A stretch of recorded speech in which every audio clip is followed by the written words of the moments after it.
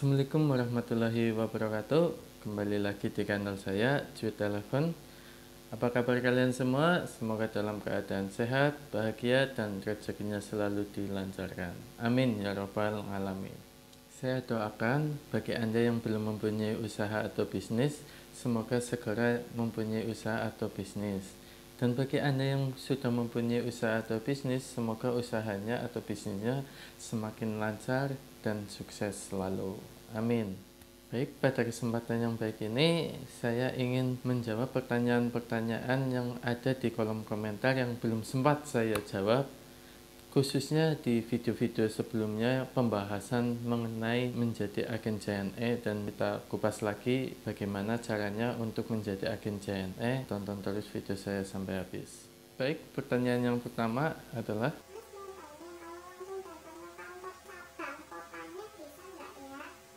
bisa banget, karena kita wajib untuk mendatangi dulu kantor cabangnya. Jadi kalau ingin menjadi agen JNE, silakan Anda berkunjung ke kantor cabangnya terlebih dulu. Ntar di sana pasti ada arahan-arahan yang akan diberikan untuk Anda. Jadi ini sangat tepat sekali. Pertanyaan kedua,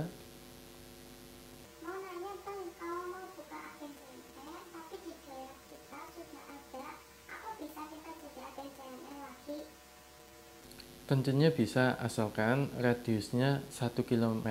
Jadi sesuai arahan atau sesuai petunjuk di website resminya JNE, itu minimal agen itu dari agen 1 sampai dari agen 1 ke agen 2 itu radiusnya sekitar 1 kilo.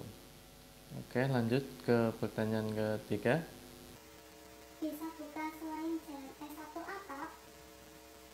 Jadi kalau udah menjadi agen JNE, tidak boleh menjadi agen apapun kecuali beda ruko atau beda toko baru boleh.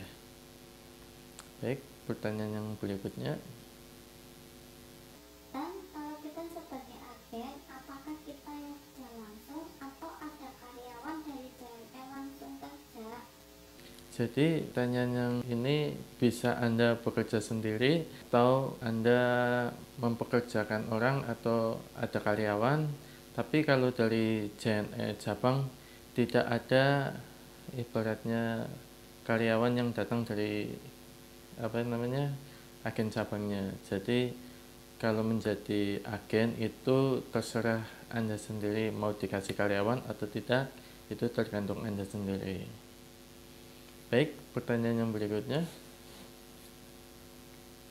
Agen JNE harus punya izin gangguan HO dan IMB ya? Kalau sewa apa juga diminta? Oke, jadi untuk kalau yang sewa ini wajib meminta HO. Jadi kita harus tahu di wilayah tersebut apakah aman atau tidak biar berjalan dengan lancar. Oke, selanjutnya. IG-nya apa kan?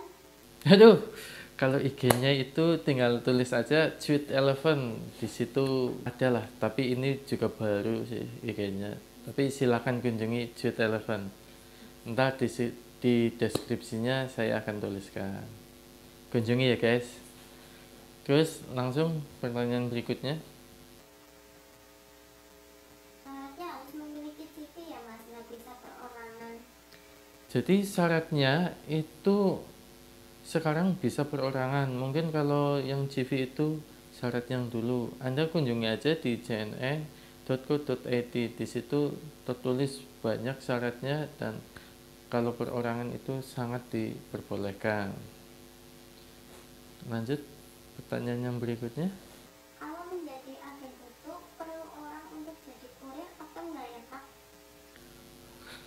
Oke, pertanyaan yang ini kita nggak usah pusing-pusing. Kalau budget Anda banyak, silakan diadakan kurir. Tapi kalau tidak, Anda kerja sendiri nggak apa-apa. Jadi opsional lah.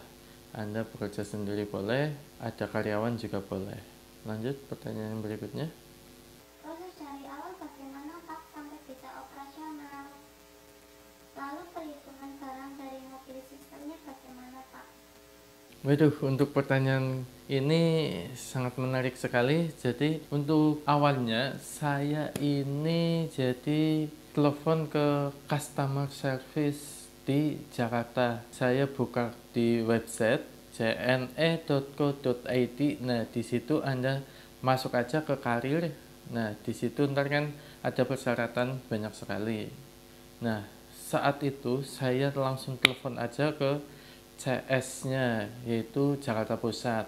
Nah, dari Jakarta Pusat itu saya langsung diarahkan ke kota saya. Kota saya adalah Cilacap. Jadi saya langsung diarahkan ke kota saya, dan setelah diarahkan dari kota saya diarahkan lagi ke